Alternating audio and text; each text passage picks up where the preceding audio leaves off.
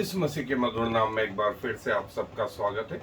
और जैसा हमको ज्ञात है कि जब प्रभु यीशु मसीह आए तब उन्होंने परमेश्वर के राज्य के बारे में, स्वर्गीय जीवन के बारे में, स्वर्गीय राज्य के बारे में बताया। लेकिन क्या ये उसी समय था क्या? उत्तर है नहीं। स्वर्ग का राज्य, परमेश्वर का राज्य तो पृथ्वी बनने के पहले से भी था। उसका पास्ट है, उसका प्रेजेंट है और उसका फ्यूचर भी है।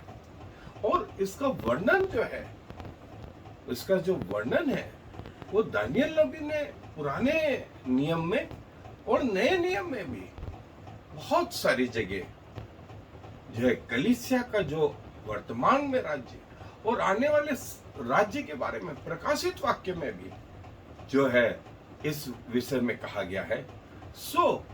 हम जो है परमेश्वर के राज्य का पास्ट, प्रेजेंट, फ्यूचर ये जो है देखना चाहते हैं। और जो है मैं आपके लिए एक महत्वपूर्ण अध्याय पढ़ना चाहता हूं, दानियल नबी की पुस्तक का 7वां अध्याय और पद 15 से आगे। यदि आपके पास बाइबल है तो मेरे साथ निकाल लें। एक महत्वपूर्ण हिस्सा है और वहां यूं लिखा है, और मुझे दानियल का मन विकल हो गया और जो कुछ मैंने देखा था उसके कारण मैं घबरा गया। तब जो लोग पास खड़े थे उनमें से एक के पास जाकर मैंने उन सारी बातों का भेद पूछा। उसने यह कहकर मुझे उन बातों का अर्थ बताया। उन 4 बड़े बड़े जंतुओं का अर्थ 4 राज्य हैं जो पृथ्वी पर उदय होंगे, परंतु परम प्रधान के पवित्र लोग राज्य को पाएंगे और युगान युग उसके अधिकारी बने रहेंगे। तब मेरे मन में यह इच्छा हुई कि उस चौथे जंतु का भेद भी जान लूं, जो उन तीनों से भिन्न और अति भयंकर था और जिसके दांत लोहे के और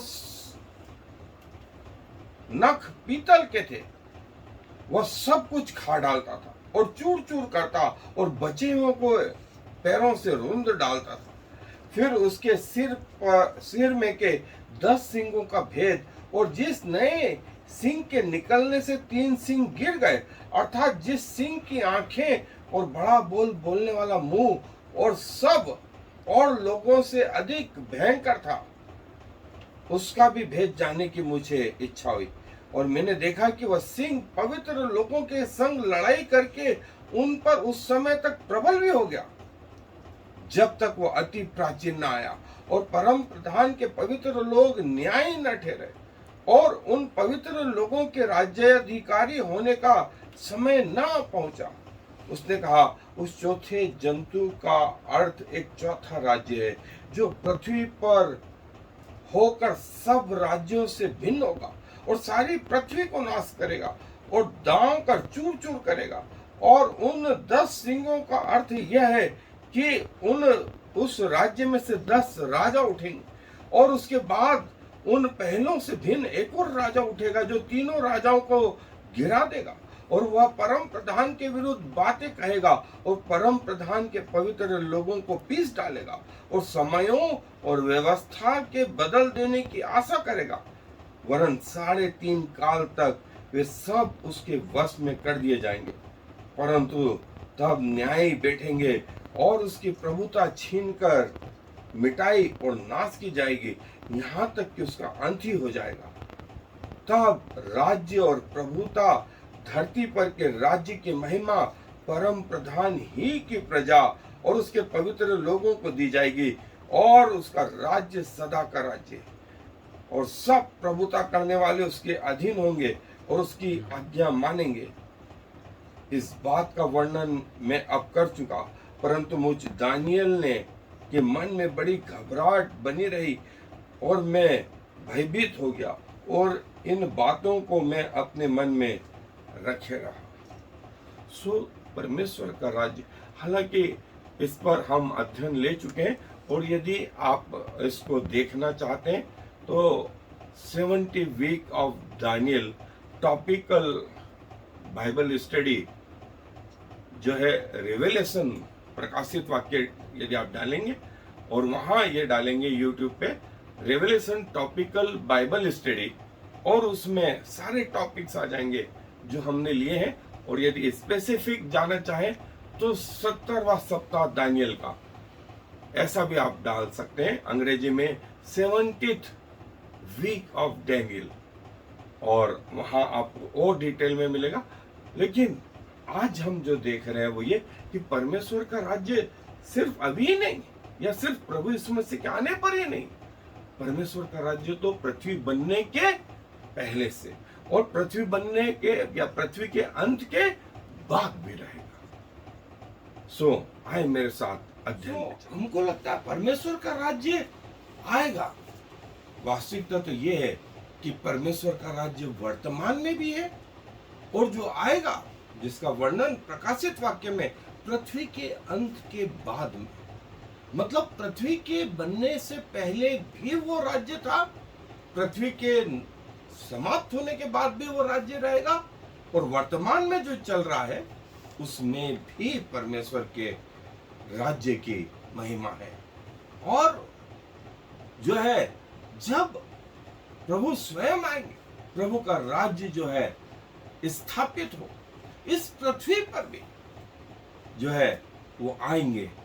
और लिखा है कि पृथ्वी पर भी प्रभु का राज्य 1000 वर्ष का होगा, जिसे हम मिलेनियम किंगडम के नाम से जानते हैं। और प्रकाशित वाक्य के 19वें अध्याय में जो है ये वर्णन आया है। और मत्ती रचित सुसमाचार में स्वयं प्रभु यीशु मसीह ने इस बात को कहा कि स्वर्ग में चिन्ह होंगे और पृथ्वी जो है विचलित हो जाएगी।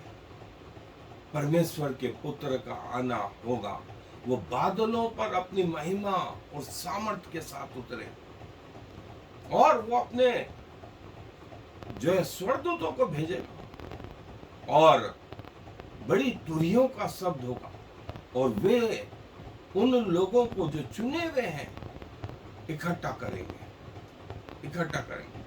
और जो 19वें अध्याय में आया कि देखो एक श्वेत घोड़े पर सवार है और स्वर्ग की सेना उसके पीछे पीछे, और फिर उसका वर्णन आया है, और उसकी जांघ पर, उसके कपड़ों पर यह नाम लिखा है, राजाओं का राजा और प्रभुओं का प्रभु। और जब वो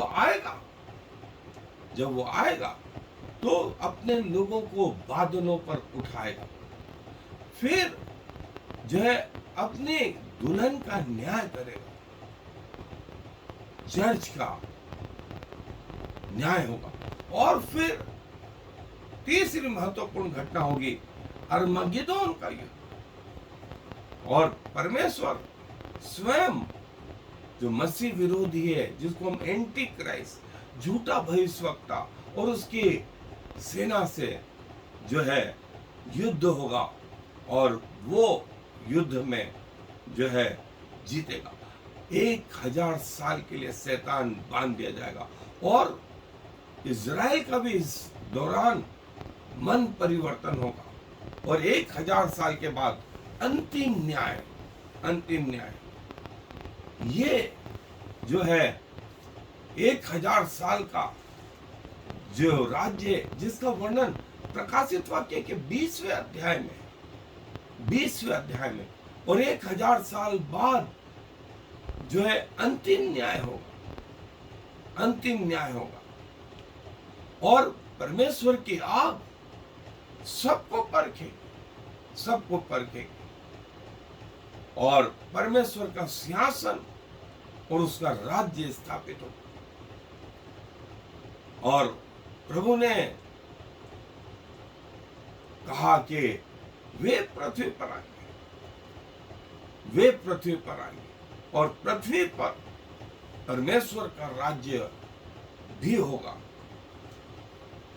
और जब प्रभु यीशु मसीह पृथ्वी पर आए एक राजा के रूप में, लेकिन लोगों ने उसका मूल्य नहीं जाना। और उसके राज्य के विषय में लिखा है कि 20वें अध्याय 6ठी आयत कि धन्य है और पवित्र है वह जो इस पहले पुनरुत्थान का अधिकारी होगा, क्योंकि ऐसे पर दूसरी मृत्यु का कोई अधिकार नहीं। वे परमेश्वर के राज्य में जो है याजक की मानंद होंगे और वे प्रभु के साथ 1000 वर्ष तक राज्य करेंगे। यशाया में कहा गया, यिर्मयाह में कहा गया है। और जो है प्रभु जो है अपने लोगों को जो है इस पृथ्वी पर स्थापित करेगा, और प्रभु की ऑथोरिटी, प्रभु का पावर जो है इस पृथ्वी पर 1000 साल के लिए। और फिर प्रभु बोलते हैं कि जो प्रभु का दिन है वो चोर के माने ना जाएगा, चोर के माने ना जाएगा। और जो प्रभु के लोग हैं उनके काम उनके साथ हो लेंगे, उनके काम उनके साथ हो लेंगे। और फिर नया आकाश, नई पृथ्वी जो परमेश्वर के स्वर्ग से उतरेगी, जिसका वर्णन प्रकाशित वाक्य के 21वें अध्याय पहली आयत में लिखा गया है कि पुरानी पृथ्वी, पुराना आकाश जाता रहा, फिर समुद्र भी न रहा। और मैंने पवित्र स्वर्ग को, नए यरूशलेम को परमेश्वर के पास से उतरते देखा। परमेश्वर की महिमा उसमें थी। उसने अपने आप को ऐसे तैयार कर लिया था जैसे दुल्हन अपने दूल्हे के लिए तैयार होती। और जो है फिर लिखा है 22वें अध्याय प्रकाशित वाक्य के पहले से 1 से 5 आयत। फिर मैंने उसके बीच में जीवन के पेड़ का वृक्ष देखा। आपको याद हो कि जीवन के पेड़ का वृक्ष, उसके चारों ओर करूब तैयार कर दिए गए थे जब आदम और हवा ने जो है उस भले और बुरे के ज्ञान के पेड़ का फल खा लिया। उसके बाद परमेश्वर ने कहा कहीं ऐसा ना हो कि आदम हाथ बढ़ा के इस पेड़ के फल को खा ले और हमेशा के लिए जीवित रहे। उसने इस पेड़ के चारों ओर जो है अपने स्वर्गदूतों को, ज्वालामय तलवार को, चारों ओर घूमने वाली तलवार को तैयार कर दिया। लेकिन परमेश्वर चाहता है कि ये जो है उसके बच्चों को वो हमेशा के लिए फल खाने को दे। परमेश्वर नहीं चाहता कि वो छुपा रहे, वो अज्ञान रहे, वो रहस्यमय रहे। प्रभु चाहता है। और प्रभु का जो राज्य, पुराने नियम जैसा हम देखते हैं साउल, दाऊद, सुलेमान, वो जो राज्य था, वो राज्य इसके पहले जो है वो मूसा के जरिए जो है याजकों का समाज, पवित्र जो है राष्ट्र, ऐसा शब्द आया। याजकों का जो है समाज या याजकों का राज्य, पवित्र राष्ट्र। निर्गमन की पुस्तक 19वां अध्याय 5 से 6। और जब पहला शमूएल में हम पढ़ते हैं कि लोगों ने कहा हमारे लिए एक राजा नियुक्त कर, तो शमूएल को यह बात बुरी लगी। और न सिर्फ शमूएल को, लेकिन परमेश्वर को भी यह बात बुरी लगी। और परमेश्वर ने कहा कि लोग मुझे, मेरी अधीनता छोड़ करके अपने लिए पृथ्वी के राजा ढूंढने लगे। और देखिए, हम में से हर एक आज ये चाहता, हमारे राजा कौन है जो हम पर अधिकार चला। शायद हमारी इलेक्ट्रॉनिक चीजें, कईयों के लिए टीवी, कईयों के लिए किताबें, कईयों के लिए उनका एजुकेशन, कईयों के लिए पैसा, कईयों के लिए गाड़ी घोड़े, मकान, जेवरात, एफडियां, ये सब जो है इनके कंट्रोल में हम आए। ये हमारे राजा है। परमेश्वर हमारा राजा नहीं। हमने परमेश्वर को छोड़ करके इन चीजों को अपना राजा बना लिया है। परमेश्वर को बुरा लगा, शमूएल को बुरा लगा, कि वे अपने लिए ऐसे पृथ्वी के राजा चाहते, और परमेश्वर ने कहा उनको उनकी मर्जी के अनुसार करने दे, और इसके परिणाम भी उनको भुगतने दे, इसके परिणाम भी उनको भुगतने। ये वो राज्य था। और वर्तमान में यदि आज हम देखें, आज मूसा नहीं है, आज दाऊद, सुलेमान, साउल नहीं है, लेकिन आज जो है कलीसिया में प्रभु यीशु मसीह ने कहा परमेश्वर का राज्य तुम्हारे हाथों में, तुम्हारे बीच में। सो जो पिछले 2000 साल से परमेश्वर के आत्मा के द्वारा जो चल रहा है इस पृथ्वी पर, वो परमेश्वर का राज्य। और यही परमेश्वर का राज्य जब तक चलेगा जब तक पृथ्वी है, और पृथ्वी के बाद फिर से वही स्थिति हो जाएगी जो पृथ्वी बनने के पहले थी। अर्थात परमेश्वर का राज्य जब प्रभु यीशु मसीह आए और उन्होंने बताया तब नहीं था, ऐसा नहीं है। परमेश्वर का राज्य तो उसके पहले से था, पृथ्वी बनने के पहले से था। इसलिए पृथ्वी समाप्त भी हो जाएगी तो भी जो है वो राज्य बना रहे। और प्रभु यही हमसे कहता है। दानियल की पुस्तक में हमने देखा कि परमेश्वर का राज्य जो था, जो है और जो रहेगा। हम भविष्य में जिस राज्य की बात कर रहे हैं वो ये पृथ्वी के अंत में परमेश्वर की वाली स्थिति रहेगी जो पहले थी, पृथ्वी बनने के पहले थी। फिर पृथ्वी का जीवन जो वर्तमान का और इसके बाद, पृथ्वी के बाद भी जो है परमेश्वर का राज्य जो है फिर से रियल जो सरकार है वो किसी देश की सरकार नहीं। ये तो एक एक छोटा छोटा पृथ्वी का राज्य है।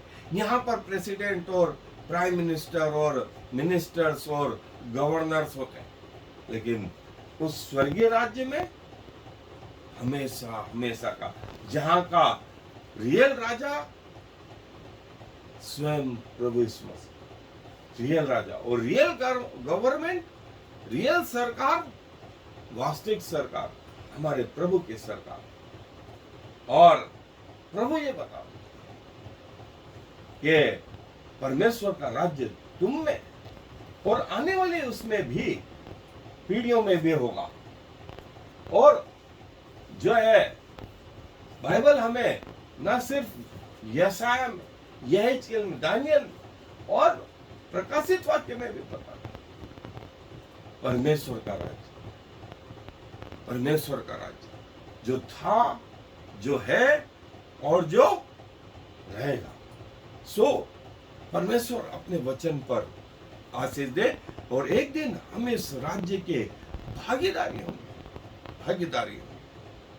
आए दुआ करें। प्रभु जी धन्यवाद देते हैं कि आपका राज्य जो है आपने जब पृथ्वी पर आए बना और लोगों को बताया तब से नहीं, वरन पृथ्वी के बनने के पहले से, और जब से पृथ्वी बनी उसके आरंभ से पृथ्वी के अंत तक, उसका मध्यकाल और पृथ्वी के बाद भी जो है आपका राज्य। सो प्रभु इन रहस्यों को फिर से हम पर प्रकट करने के लिए धन्यवाद। और आप कहते हैं कि जहां मैं रहूंगा वहां तुम रहोगे, मैं तुम्हारे लिए जगह तैयार करने जाता हूं।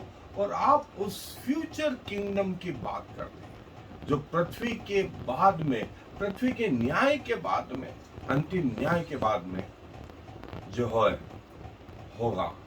सो प्रभु जहां आप वर्तमान में है, आप कहते हैं कि जहां मैं रहूंगा वहां तुम रहोगे। हम धन्यवाद देते हैं प्रभु आपकी इस भव्य योजनाओं के लिए जो आपने अपने दास दासियों के लिए, अपने बेटा बेटियों के लिए रख रखी है। अपने आप को सशरीर प्राण आत्मा समेत आपको समर्पित करते हुए इस विनती को प्रभु यीशु मसीह के नाम से मांग ले।